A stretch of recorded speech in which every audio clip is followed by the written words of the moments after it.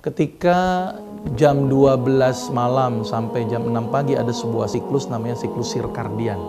Siklus yang rutin diproduksi oleh tubuh, di mana siklus ini terkenal dengan siklus yang namanya ACTH.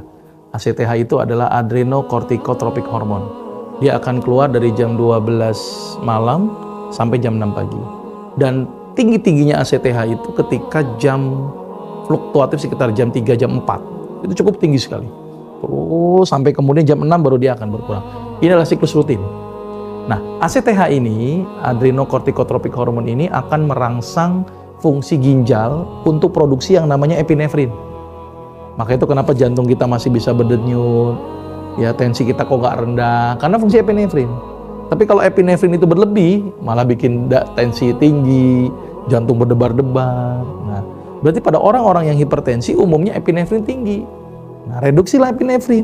Bagaimana cara mereduksi epinefrin? Ginjalnya tidak memproduksi epinefrin. Caranya bagaimana? ACTH-nya diturunkan. Nah, ternyata orang yang tahajud itu bisa menurunkan kadar ACTH. Kenapa bisa turun kadar ACTH-nya? Karena ada aktivitas sujud. Ketika sujud ada hentakan darah yang kuat dari jantung ke otak. Sehingga akan menyebabkan kelenjar di pituitarinya menjadi mengurangi produksi ACTH itu. Penelitian ini dilakukan oleh Prof. Soleh sebenarnya, walaupun dia meneliti tentang efek psoriasis terhadap penyakit dengan tahajud tadi. Tapi ternyata di situ diterangkan juga bahwa tahajud bisa menurunkan hipertensi dengan menurunkan kadar kortisol nanti ya. Kortisol ini adalah sejenis zat yang dihasilkan oleh ginjal juga, tapi hubungannya adalah dengan epinefrinnya saja ya, untuk menerangkan efek hipertensi.